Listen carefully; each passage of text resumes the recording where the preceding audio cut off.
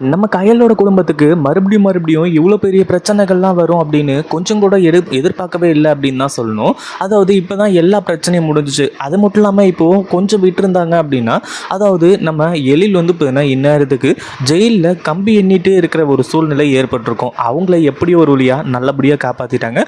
இப்போ தான் எல்லாமே முடிஞ்சு ஹாப்பியாக இருக்கும் அப்படின்ற மாதிரி நினச்சிட்டு இருக்க சமயத்தில் விக்னேஷ் இப்படி மாஸ் என்ட்ரி கொடுத்து இவ்வளோ பெரிய ஒரு விஷயத்தை செய்வார் அப்படின்னு கொஞ்சம் கூட எதிர்பார்க்கவே இல்லை அப்படின்னு தான் சொல்லணும். அதாவது நல்லவர் மாதிரியே வந்தார். எல்லாத்தையுமே நான் மறந்துட்டேன், எல்லாத்தையுமே வந்து போயின்னா நான் வந்து இப்போது என் மைண்ட்லேயே வச்சுக்கிட்டு இல்லை, நான் நல்லவனாக மாறிட்டேன், இதுக்கப்புறம் வந்து போயின்னா நம்ம 2 பேரும் சந்தோஷமாக வாழலாம் அப்படின்னு சொல்லிட்டு தேவிகிட்ட நிறைய ஆசை வார்த்தைகளை காட்டினார். அது மட்டும் இல்லாமல் இதுக்கு மேலே வந்து போயின்னா நீ எதுக்காகவும் கண் கலங்கக்கூடாது அப்படின்ற மாதிரியும் சொன்னார். கூடவே வந்து போயின்னா நான் ஒரு பத்திரம் எடுத்துகிட்டு வந்திருக்கேன், அதாவது நான் ஒரு டாக்குமெண்ட் எடுத்துகிட்டு வந்திருக்கேன், அது வந்து போயின்னா அதாவது நம்மளோட செக்யூரிட்டிக்காக வந்து போயின்னா இந்த மாதிரி இன்சூரன்ஸ் போட்டிருக்கேன் அப்படி இப்படிங்கிற மாதிரி சொல்லி தேவியோட கையால் வந்து போயின்னா அந்த பத்திரத்தில் சைன் வாங்க ஆரம்பிச்சிட்டாங்க.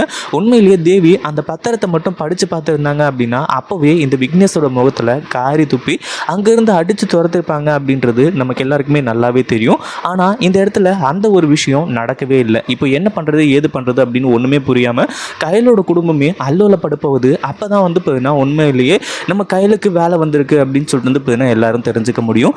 அதாவது இப்போ என்ன ஆச்சு அப்படின்னு பார்த்தீங்கன்னா நம்ம கையலுக்கு ஒரு இன்ஃபர்மேஷன் வருது. அதாவது இந்த வேதவல்லியோட வீட்டிலேருந்து அவங்க வேலைக்காரியை வந்து இப்போ பேசுகிறாங்க. அதாவது நான் தான் வந்து இப்போ வேதவல்லி அம்மாவோட வீட்டில் இருக்கிற வேலை செய்கிற வேலைக்காரி வந்து பேசுகிறேன். அது மட்டும் இல்லாமல் அங்கே வந்திருக்கிறது விக்னேஷ் வந்து இப்போ வந்திருக்காரு இல்லையா, அதுக்கான முக்கிய காரணம் வந்து இப்போ வேறு எதுவும் கிடையாது. அதாவது உங்கள் தங்கச்சிக்கிட்ட இருந்து அந்த குழந்தைய பிரிக்கிறதுக்காக மட்டுமே தான் அப்படின்ற ஒரு உண்மையாக சொல்ல ஆரம்பிச்சுறாங்க. இதை கேட்ட உடனே இப்போ என்ன பண்ணுறது ஏது பண்ணுறது அப்படின்னு சொல்லிட்டு வந்து தெரியாமல் கையலுக்கு பயங்கரமான அதிர்ச்சி.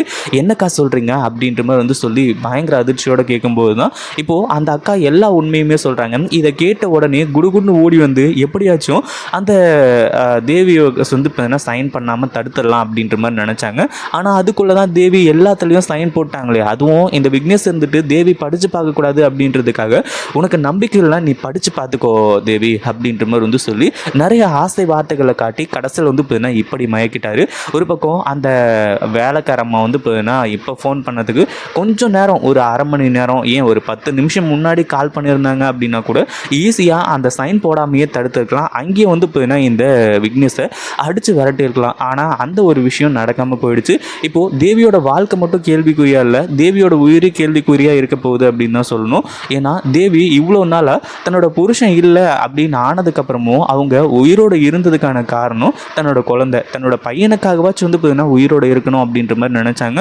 ஆனால் அதுக்கே இவ்வளோ பெரிய ஒரு மிகப்பெரிய இடி வந்து விழும் அப்படின்னு சொல்லிட்டு நம்ம தேவி கொஞ்சம் கூட எதிர்பார்க்கவே இல்லை. ஒரு பக்கம் நம்ம கையல் அதுக்கப்புறம் வந்து போயின்னா எல்லாருமே விக்னேஷ் கிட்ட இருந்து நீங்கள் இப்படி பண்ணுறது கொஞ்சம் கூட சரியில்லை, தயவு செஞ்சு வந்து போயின்னா அந்த இதெல்லாத்தையுமே கொடுத்துருங்க, இதுக்கு மேலே வந்து பார்த்தீங்கன்னா இப்படி பண்ணாதீங்க, அந்த பத்திரத்தை எங்ககிட்ட கொடுத்துருங்க, நீங்கள் தேவி குழந்தை எல்லாருமே சந்தோஷமாக இருங்க, அதை தானே நாங்கள் கேட்குறோம், ஏன் இப்படி பண்ணிக்கிட்டு இருக்கீங்க அப்படின்னு சொல்லிட்டு வந்து கேட்க ஆரம்பிச்சுறாங்க. ஒரு பக்கம் கையல் வந்து பார்த்தீங்கன்னா அவ்வளோ சொல்கிறாங்க, அதாவது ஏன் எங்களுக்கு வந்து பார்த்தீங்கன்னா இப்படி நம்பிக்கை துரோகம் பண்ணுறீங்க அப்படி இப்படின்ற மாதிரி கேட்கும்போது நான் பண்ணதுக்கெல்லாம், அதாவது நாங்கள் பண்ணதுக்கெல்லாம் வந்து பார்த்தீங்கன்னா நீங்கள் பண்ணதில் கொஞ்சம் கூட வந்து கிடையாது, அதாவது நீங்கள் பண்ணது எல்லாத்துக்குமா சேர்த்து நாங்கள் பண்ணதெல்லாம் ஒன்றுமே கிடையாது அப்படி இப்படின்ற மாதிரி இவர் பாட்டுக்கு இஷ்டத்துக்கு வாய்க்கு வந்தபடி வந்து பேசிக்கிட்டு இருக்காரு. இதை கேட்கும்போது கையலுக்கு எல்லாருக்குமே மிகப்பெரிய அதிர்ச்சி ஆகிடுச்சு. ஒரு பக்கம் வந்து பார்த்தீங்கன்னா இப்போது நம்ம எல்லாம் தயவு செஞ்சு வந்து பார்த்தீங்கன்னா இந்த ஒரு விஷயத்தை விட்டுருங்க அப்படின்னு சொல்லிட்டு வந்து சொல்லிட்டு இருக்காங்க. ஏன்னா தன்னோட சகல இல்லையா விக்னேஷ், அதாவது கையில் வந்து பார்த்தீங்கன்னா நம்ம எழில் கல்யாணம் பண்ணியிருக்காரு, அதே மாதிரி நம்ம விக்னேஷ் வந்து பார்த்தீங்கன்னா நம்ம தேவி கல்யாணம் பண்ணியிருக்காங்க இல்லையா, அதனால் சகல அந்த ஒரு முறையில் வந்து பார்த்தீங்கன்னா சொல்கிறாங்க இந்த மாதிரி நீங்கள் பண்ணுறது தப்பு அப்படி இப்படின்ற மாதிரி சொல்லி. ஆனால் அப்போ வந்து பார்த்தீங்கன்னா விக்னேஷ் கேட்குறாரா அப்படின்றது கேட்டால் கிடையவே கிடையாது. அதாவது இப்போ வந்து பார்த்தீங்கன்னா எல்லாருமா சேர்ந்து இந்த விக்னேஷ் கிட்ட இருந்து அந்த பத்திரத்தை பிடுங்கணும் அப்படின்ற மாதிரி நினைக்கிறாங்க.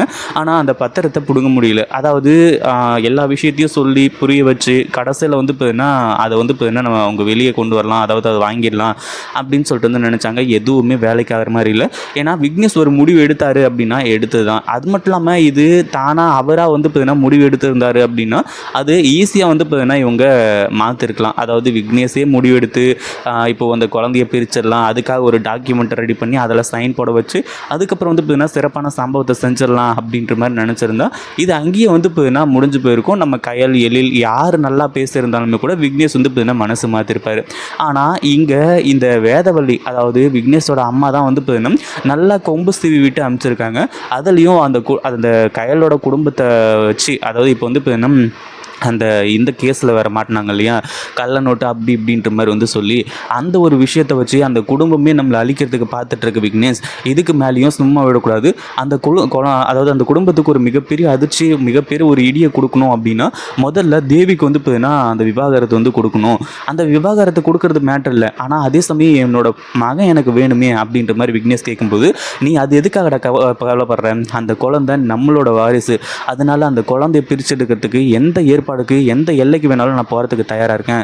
இப்போது அந்த குழந்தை உனக்கு முக்கியம் அவ்வளோதானே அப்படின்ற மாதிரி சொல்லி இப்போது எல்லா ஏற்பாடுகளுமே பண்ணி இங்கே வர வச்சதே அதாவது இங்கே சொன்னது இந்த வேதவள்ளி தான். ஒரு பக்கம் வந்து பார்த்தீங்கன்னா இப்போது இந்த விக்னேஷ் கிட்டேருந்து இந்த குடும்பம் மொத்தமும் அந்த பத்திரத்தை வாங்கலாம் அப்படின்னு சொல்லிட்டு அவ்வளோ முயற்சி பண்ணும்போது அவங்களால முடியல. எல்லாரையுமே வந்து பார்த்தீங்கன்னா தள்ளி விட்டுட்டு இந்த ஆள் எஸ்கேப் ஆகி போகிறதுக்கு வந்து பார்க்க ஆரம்பிச்சிடறான்.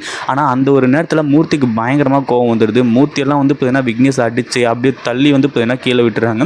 ஏன்னா இப்போது யாருக்குமே இந்த விக்னேஷை சுத்தமாக பிடிக்கல. ஏன்னா விக்னேஷ் மனசு மாதிரி வந்தார் அப்படின்றது, அடுத்ததாக தீபாவளியை வந்து பார்த்தீங்கன்னா நல்லபடியாக செலிப்ரேட் பண்ணார் அப்படின்றது எல்லாருக்குமே ரொம்ப மன நிம்மதியை தந்துச்சு. ஆனால் கடைசியில் இப்படி ஒரு ஆப்பை வந்து பார்த்தீங்கன்னா வைப்பார் அப்படின்னு சொல்லிட்டு அவங்க கொஞ்சம் கூட எதிர்பார்க்கவே இல்லை அப்படின்னு தான் சொல்லணும். அதே மாதிரி இப்போ என்னாச்சு அப்படின்னு பார்த்தீங்கன்னா ஒரு பக்கம் கையில் இருந்துட்டு எவ்வளவோ கேட்டாங்க, ஆனாலும் வந்து பார்த்தீங்கன்னா அது எதையுமே தரல. அதாவது இப்போ விக்னேஷை வந்து பார்த்தீங்கன்னா அடித்து கீழே தள்ளி அந்த ஒரு டைமில் வந்து பார்த்தீங்கன்னா வேதவள்ளி வர ஆரம்பிச்சுறாங்க. இவங்க எல்லாருமே நினச்சிட்டு இருக்காங்க இது எல்லாமே மாப்பிள்ளையோட பிளான் தான் அப்படின்ற மாதிரி சொல்லி. ஆனால் கையலுக்கு எழிலுக்கு இவங்க எல்லாருக்குமே நல்லாவே தெரியும் விக்னேஷ் வந்து பார்த்தீங்கன்னா அந்தளவுக்கு ரொம்ப மோசமானவரெலாம் கிடையாது. அவங்க அம்மா தான் வந்து பார்த்தீங்கன்னா இது எல்லாத்தையுமே இது பண்ணியிருப்பாங்க அப்படின்னு சொல்லிட்டு அவங்க யோசிக்க ஆரம்பித்தாங்க.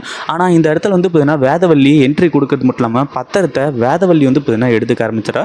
விக்னேஷ் கிட்ட இருந்தாலாச்சும் வந்து பார்த்தீங்கன்னா எப்படியாச்சும் பிடுங்கிடலாம். ஆனால் இப்போ வேதவள்ளி கிட்ட இருக்குது அப்படின்னாவே அதை பிடுங்கிறது ரொம்பவே கஷ்டமாயிடும். அப்படியே வந்து தன்னோட பிள்ளைய தாங்கி பிடிக்கிற மாதிரி தாங்கி பிடிக்கிறான். அது மட்டும் இல்லாமல் இவங்களோட பிளான் என்ன அப்படின்னு பார்த்தீங்கன்னா முதல்ல நம்ம தேவியை வந்து பார்த்தீங்கன்னா விவாகரத்து பண்ணணும். அதே மாதிரி விக்னேஷ்க்கு அந்த குழந்தை முக்கியம் அப்படின்றதுனால குழந்தைய வந்து பார்த்தீங்கன்னா இப்போது அவங்க பக்கம் இழுக்கிறதுக்கு பார்க்குறாங்க.